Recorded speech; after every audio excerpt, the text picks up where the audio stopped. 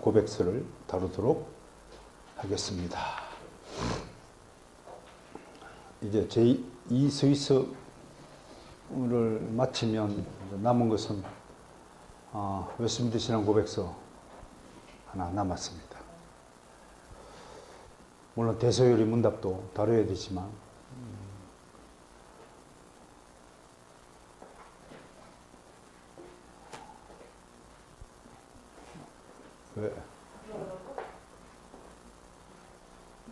왜 그렇습니까? 무슨 문제라도 있나요? 말씀하세요. 괜찮습니다. Have you any problem? 자, 스위스로 이제 갑시다. 독일을 거쳐서 네덜란드를 거쳐서 이제 스위스로 왔습니다. 스위스가 어디쯤 있어요? 프랑스, 독일 밑에, 이탈리아 위에 알프스 산맥을 끼고 있죠. 알프스 산맥이 한 76% 이렇게 해당이 된다고 해요. 특히 이제 알프스 산맥, 여러분 로마 교황청이 어디 있냐요? 로마에 있잖아요. 이탈리아 로마. 그리고 그게 로마 교황이 사는 곳은 하나의 국가죠, 그죠? 바티칸 도시면서도 국가죠, 국가 하나의 정식 국가입니다. 그러니까 교황은 바티칸의 대통령이면서 가톨릭 교회의 수장이죠. 그러면 세속과 신성한 권력을 두 개 다 쥐은 거죠. 야, 어마어마한 자리야 사실. 대단하잖아요. 사실은 이제 세상에서 누릴 거 다 누렸으니까 천국에서는 누릴 게 한 개도 없는 사람이에요, 사실.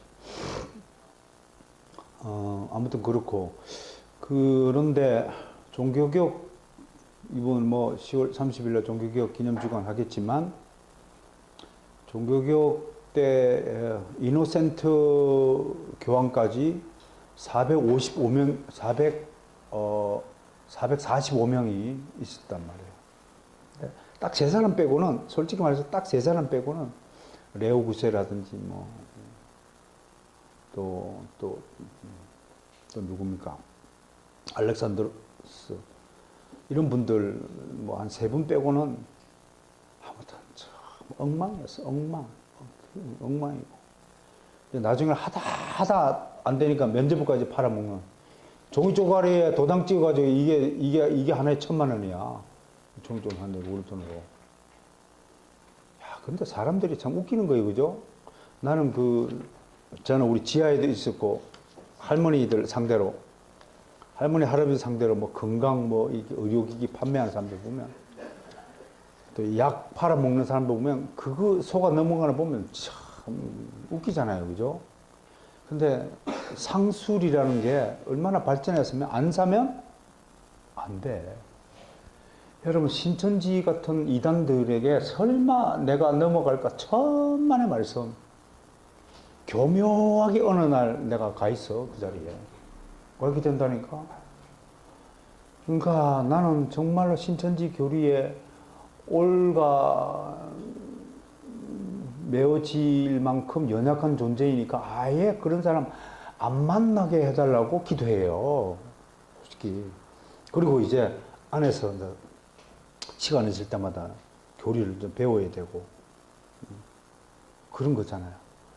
어떻게 종이 쪽지 도장 찍은 것을 그걸 면접으라고 생각하고 돈을 막 집어넣고 그 정도로 타락을 했단 말이에요.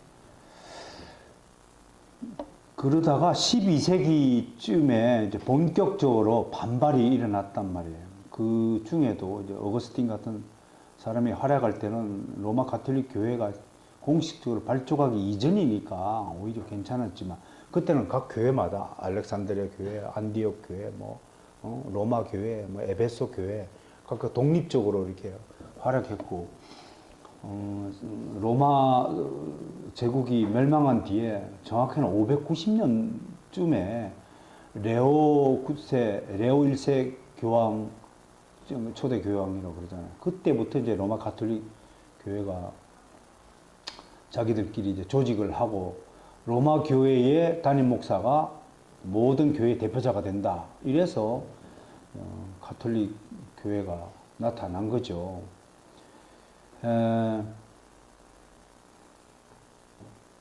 잘 해먹었죠. 590년 이후부터 뭐 무지한 사람들 데리고 장난들 많이 쳤어요. 뭐 하나님의 이름을 팔아가지고 겁을 주고 그러면 어이쿠 그냥 그렇게 해서 하다가 면죄부까지 팔아먹고.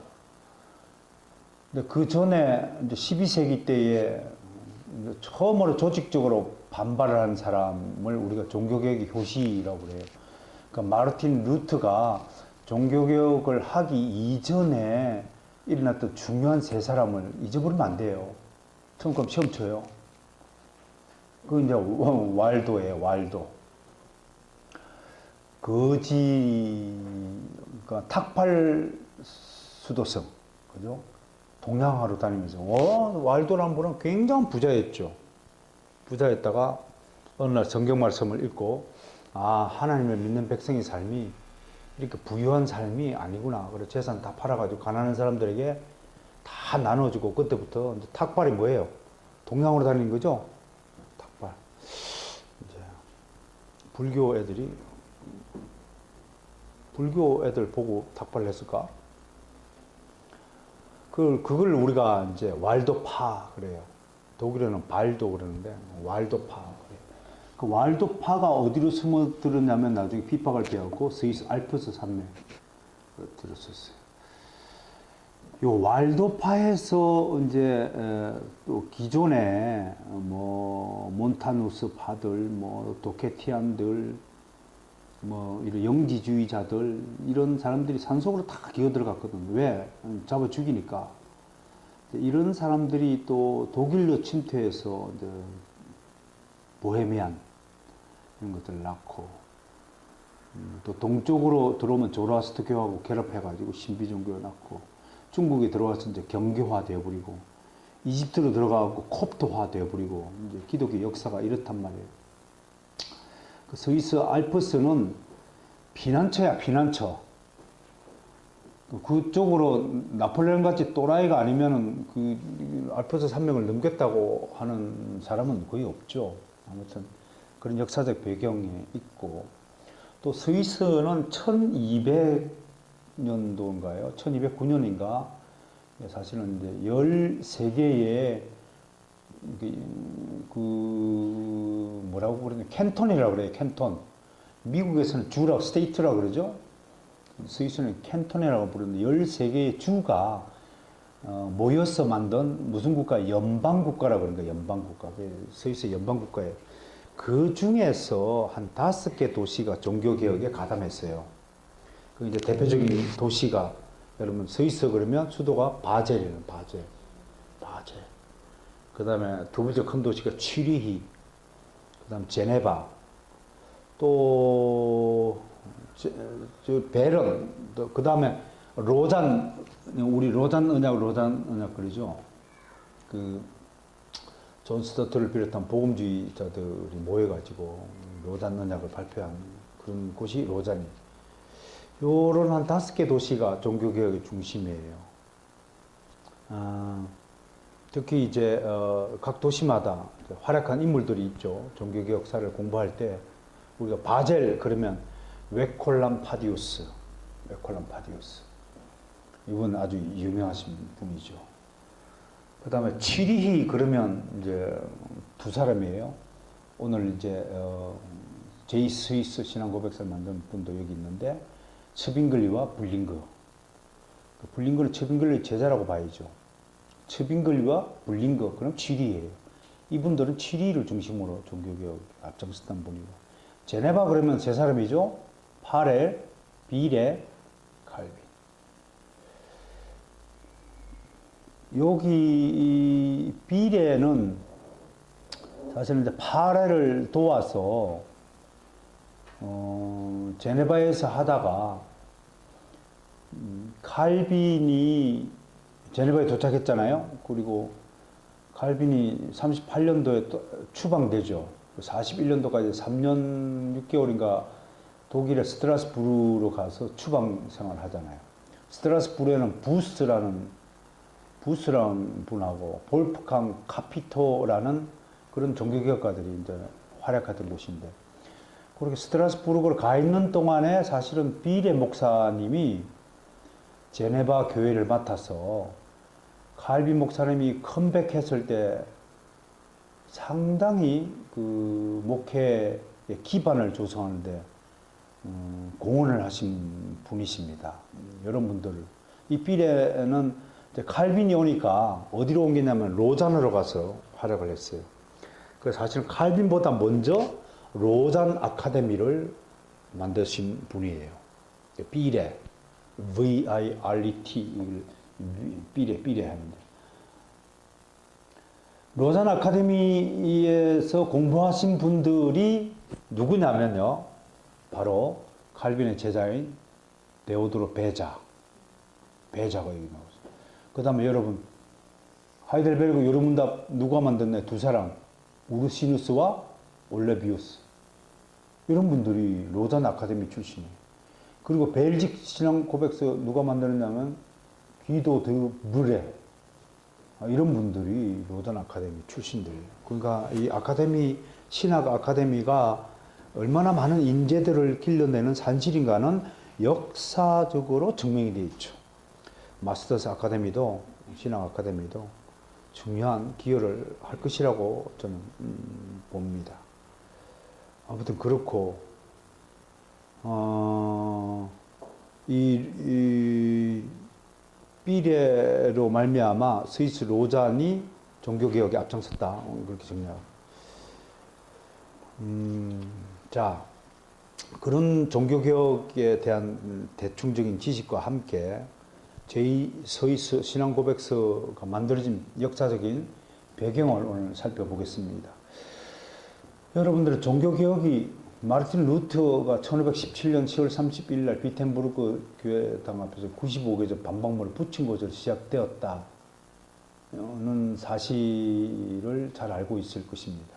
그것이 이제 우리가 가지고 있는 종교개혁에 대한 명확한 지식입니다. 그런데 사실은 루터에 의해서 점화된 것이지 그 이전에도 많은 움직임들이 있었죠.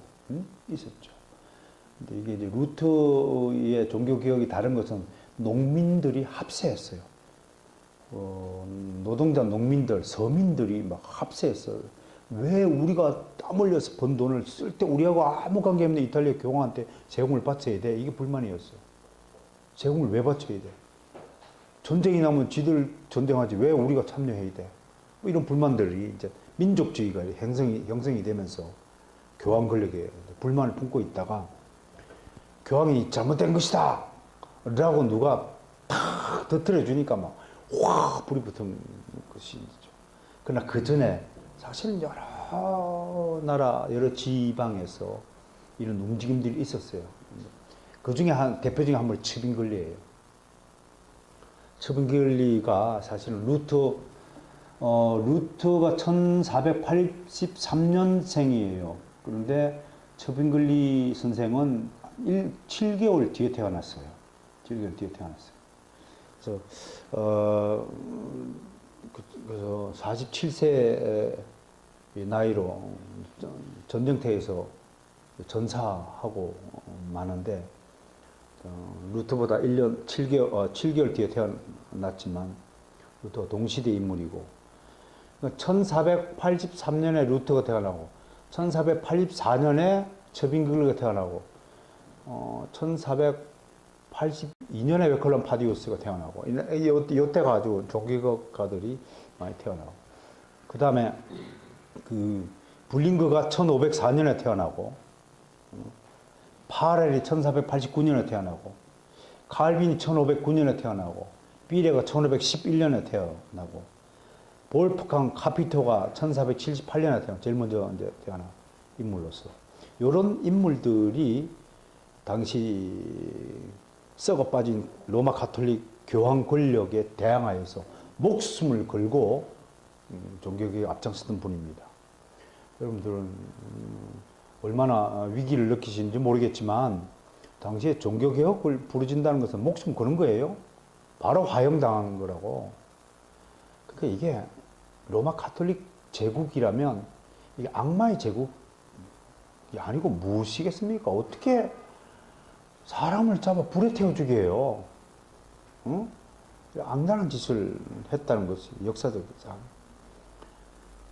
아무튼 이런 위험한 시기에 스위스 치리에 살던 츠빙글리가 1516년부터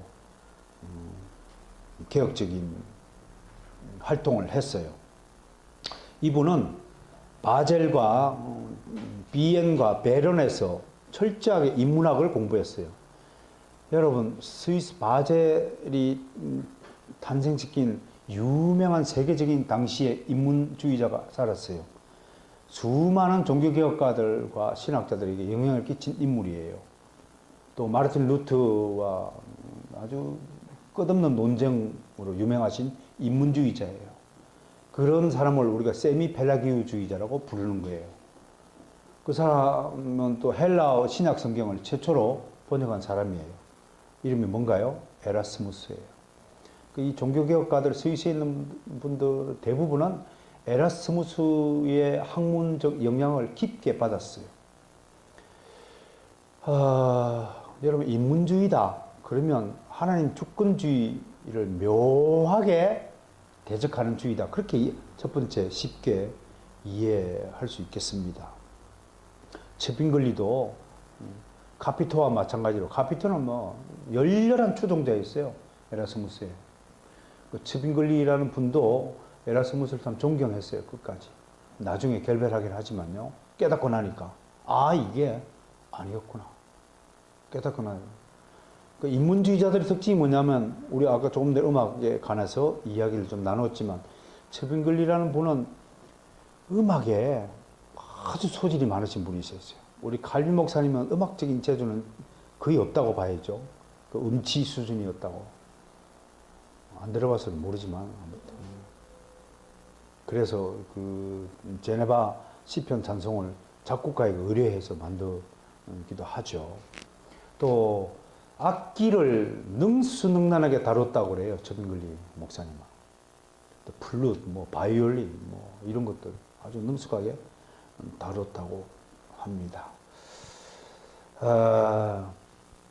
어떻든 22살 때에 사제를 서품받고 1516년부터 개혁주의 설교를 하고, 그리고 개혁주의 설교하면서 교회를 개혁함과 동시에 여기저기서 막 개혁가들이 나타나가지고 서로의 주장을 하고 있으니까 교회의 일치와 연합을 부르짖기 시작하고, 그 제자인 불린거는 평생 동안 교회의 일치를 위해서 헌신했던 그런 분입니다.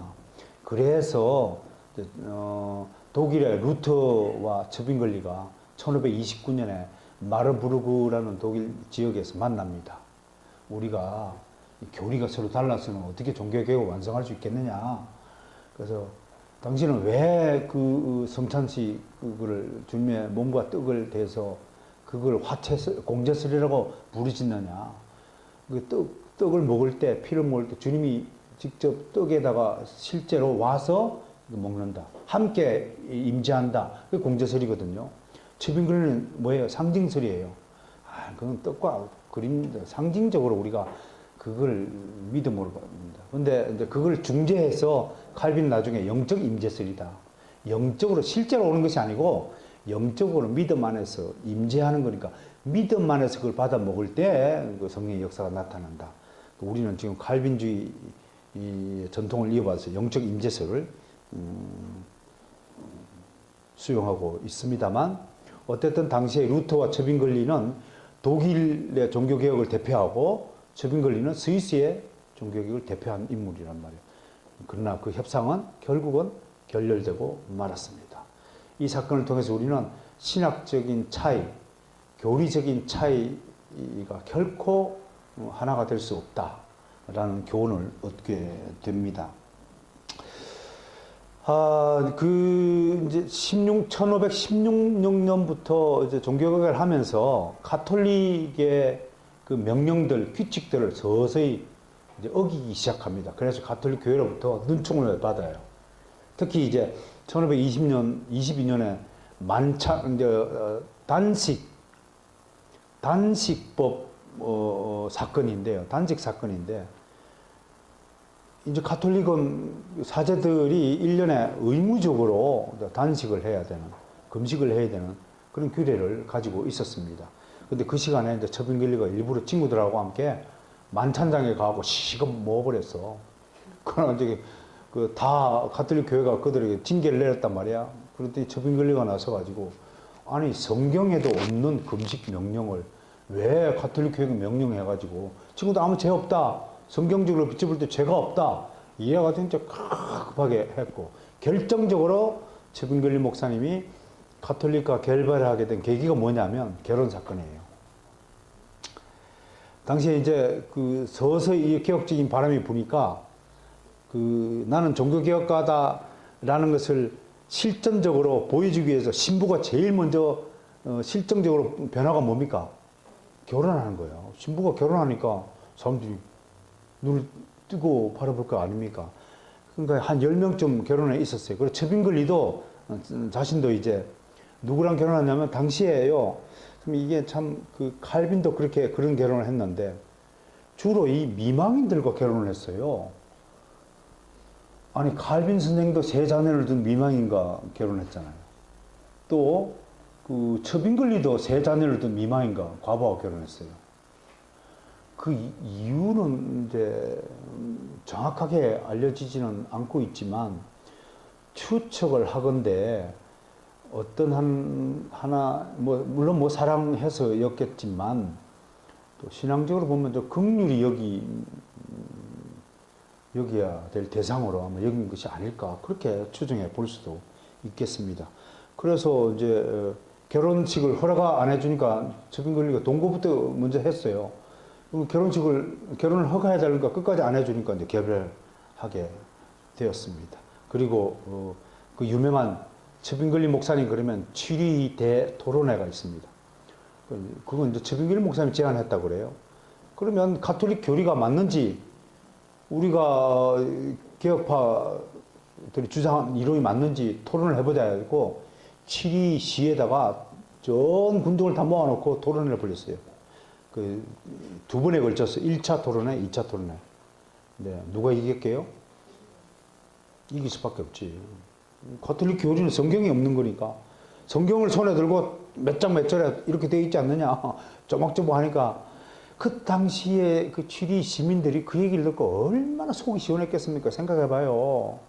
아니 맨날 신부한테 엉터리 설교를 듣다가 이게 이제 성경을 듣도 보지도 못하는 성경을 들고, 또 헬라어 성경이 막 번역돼서 나오고, 특히 이 바젤이라는 도시는 이게 이제 아주 인쇄술이 굉장히 발전했던 도시라고 알려져 있습니다. 에라스무스의 영향을 받아가지고 학문의 도시로 공부하는 도시입니다. 제가 태어난 경남 진주가 이 교육도시라고 하거든요. 공부하는 도시예요. 참, 절대로 믿지 않겠다는 그런 이상한 눈초리를 하고 있네요. 그런 과정 속에서 이제 스위스 취리라는 도시, 프랑스 난민들이 몰려와서 정착했던 도시를 일구었던 그 도시, 지금도 스위스 취리를 구경해 보시면 프랑스풍의 건물들이 아주 절비하다고 합니다. 한 번쯤 이런 도시를 한번 방문하는 거, 쓸데없이 막 예수 성천 교회는 신해상 찾아 기어 올라간다고 그러지 말고, 종교개혁의 산실인 스위스 제네바나 바젤이나 취리나 이런 곳에서 우리 선조들이 어떻게 목숨을 걸고 이렇게 정말 종교개혁에 가담했는지, 그걸 한번 여정을 살펴본 것이 참 우리 신앙 생활에 있어서 중요한 여정이 아닐까 생각합니다. 드디어 스위스는 아까 13개 캔톤이 연합해서 만든 국가라 그랬죠. 그 중에 이제 가톨릭을 지지하는 주 연방하고 종교개혁을 지지하는 주연방이 결국 전쟁이 일어났어요. 1531년. 그때 바레 목사님은 또 과감하게, 다른 목사님들은 그냥 나는 뭐 설교는 할래 하고 주저앉아 있는 동안에 과감하게 군종모사로도 참여했다가 전사하고 맙니다. 그 갑자기 치리가 종교개혁의 지도자를 잃어버렸어요. 잃어버리게 된 거죠. 그러나 하나님은 이제 20살 이상 20년 뒤에 태어난 불링거라는 인물을 준비해 두셨어요. 이분도 이제 불링거라는 인물에 대해서 내가 소개를 좀 거기다 해놨는데요. 이분도 사실은 에라스무스의 인문학 굉장히 영향을 많이 받았다고 합니다. 자, 그 밑에 첫 번째 페이지에 보면 스위스의 종교개혁은 제일 밑에 단락에 1531년 첩인글리가 카펠 전투에 군목으로 참전했다가 갑자기 전사하는 바람에 일시적으로 중단되는 듯 했다. 그는 치리 시장의 아들로 태어나서 시장 아들이에요. 아주 지체가 높죠. 바젤과 비엔나에서 신학을 수업하고 1506년에 사제스품을 받았다. 그러나 이듬해 로마 가톨릭 교회의 잘못된 교리에 대한 67개 조항을 발표하고 개혁파 목회자가 되었으며 1529년에는 마르부르크에서 루트와 만나 성만찬에 대한 상호 의견을 교환하고 협상을 시도했지만 결국 결렬되어서 이후 루터파와 결별하고 독자적인 개혁파의 길을 걸었다. 그러나 종교개혁의 꿈을 다 이루지 못한 데 갑작스러운 죽음을 맞이했다. 그러나 하나님 또 다른 종교개혁가를 준비시켰는데 그가 바로 첩인글리의 후임으로 취리 교회의 수석 목사, 요즘 말로 하면 담임 목사죠. 다른 기록에는 교회라고 그러지 않고 취리 대성당이라고 이름을 붙여요. 취리 대성당. 그러나 우리는 뭐 교회라고 이름을 붙여야죠. 요한 불링거입니다. 이후 그는 44년 동안 스위스의 종교개혁의 중심 인물이 되어 활동합니다. 그러면서도 칼빈을 만나고 이후부터는 칼빈에게 모든 주도권을 또 양보하는 아주 겸손한 그런 목사님이기도 합니다. 그 유명한 말이 있어요. 칼빈이 말한 것이 더 성경적이고 또 하나님의 말씀에 적합하다고 생각되면 입을 다물라. 다른 사람 입을 다물라. 아주 유명한 말입니다. 그는 생애 내내 스승님의 유지를 받들어서 교회 일치를 위해서 많은 헌신을 했습니다. 그래서 교회 일치를 위해서 만든 것이 제1신앙 고백서입니다. 스위스 1536년. 1536년 그러면 뭐가 기억납니까? 칼빈 목사님이 기독교 강연을 썼던 때예요. 이것을 우리가 라틴어로는 스위스를 라틴어로 헬베틱 그럽니다. 헬베틱 신앙 고백서라고도 부르기도 합니다. 그리고 1549년에는 칼빈과 만나서 왜 만나요? 교회에 일치시키기 위해서. 스위스의 각 도시의 종교개혁의 서로 다른 주장들을 칼빈의 기독교 강요로 다 동일하자. 그렇게 하고 이 취리 일치 신조 때에 이제 합의를 본 게 성만찬 교리. 불린거는 스승님이 상징설이잖아요. 그걸 영적 임재설로. 그러니까 이게 되게 훌륭한 거죠. 자기가 믿고 지켜왔던 학설을 또 뛰어난 학설을 만났을 때 포기하고 그 손을 지지를 들어준다는 건 이건 뭐 쉽지 않은 것이라고 봅니다. 그리고 이제 불린거의 업적이 뭐냐면 개혁파 교회론에 대한 신학적 연구에 많은 기여를 했다고 하는 것입니다. 그 교회 외적 표지는 말씀과 성례를 보았습니다. 칼빈은 여기다 하나 더 추가했죠. 권징을 추구한 겁니다. 내적 표지, 성령의 교제, 신실한 신앙, 그리스도의 자선, 선행이죠.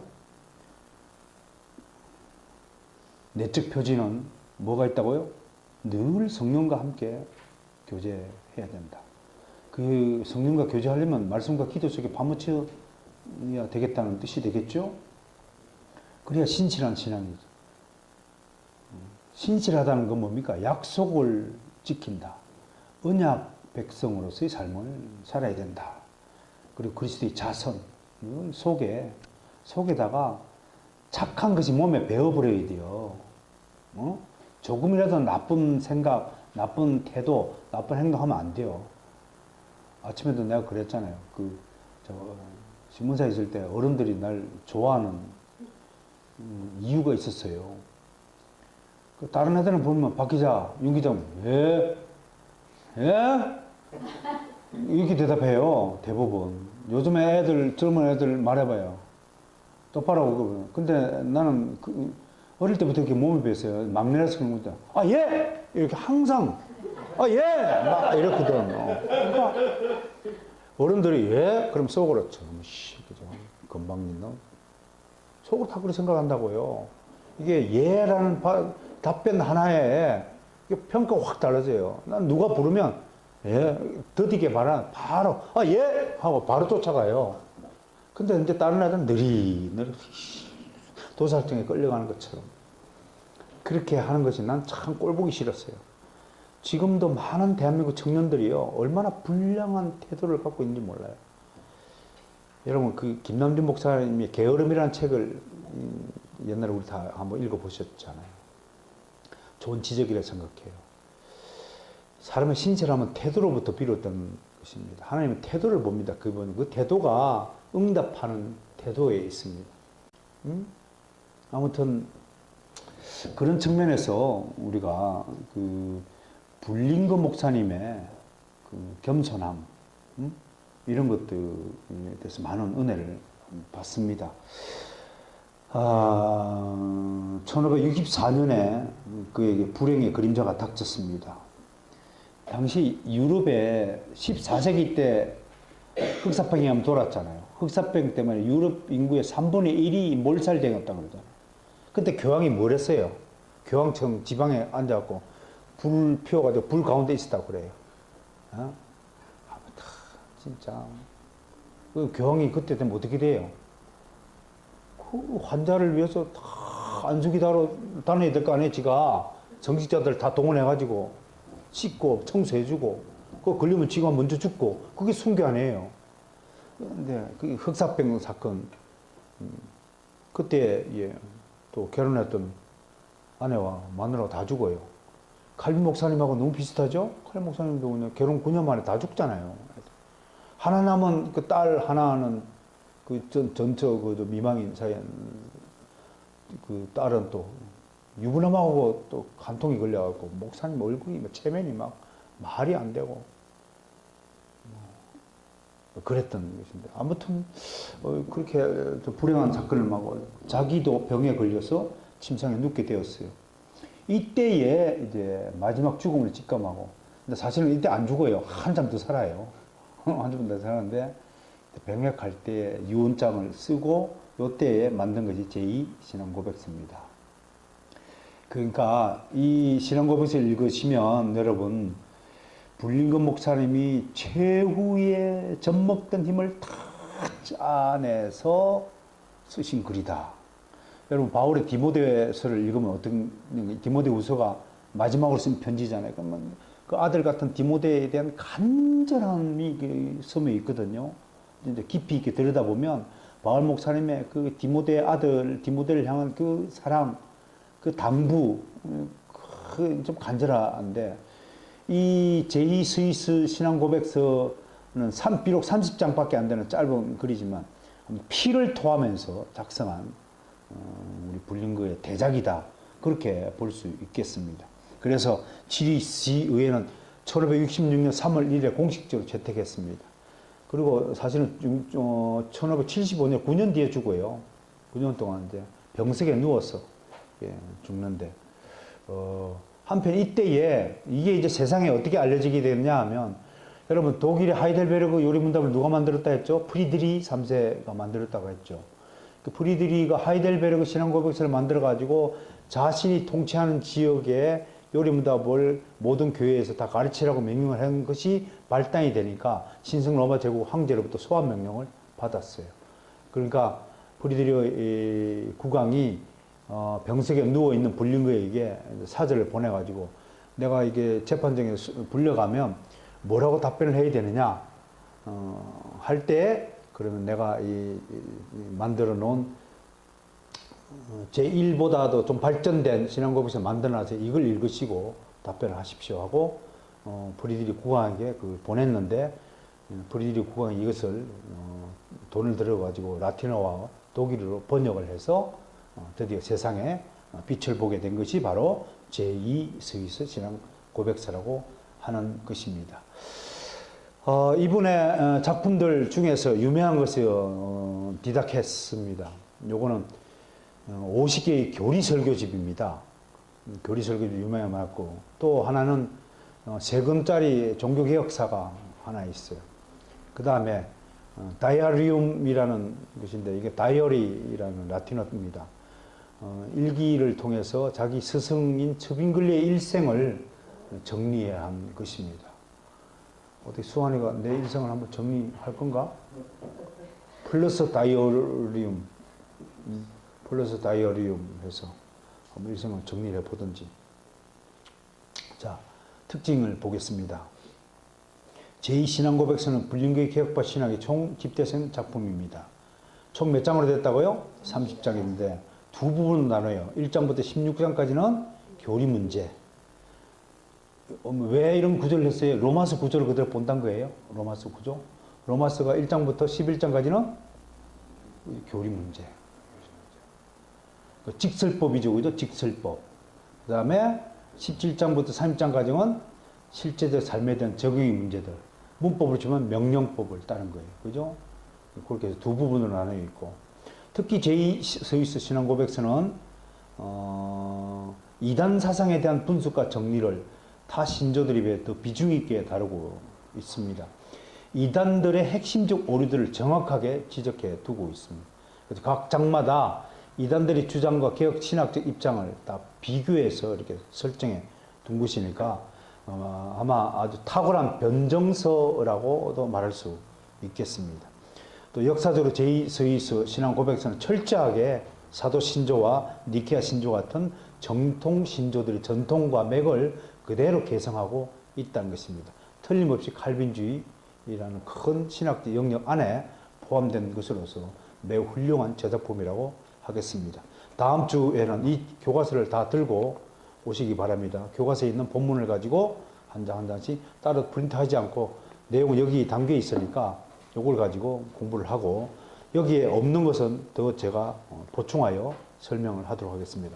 아무튼 다시 한번 우리에게 불린거 목사님의 제2스위스 신앙 고백서를 또 찾아서 이렇게 공부할 수 있게 하신 하나님께 영광을 올려드립니다.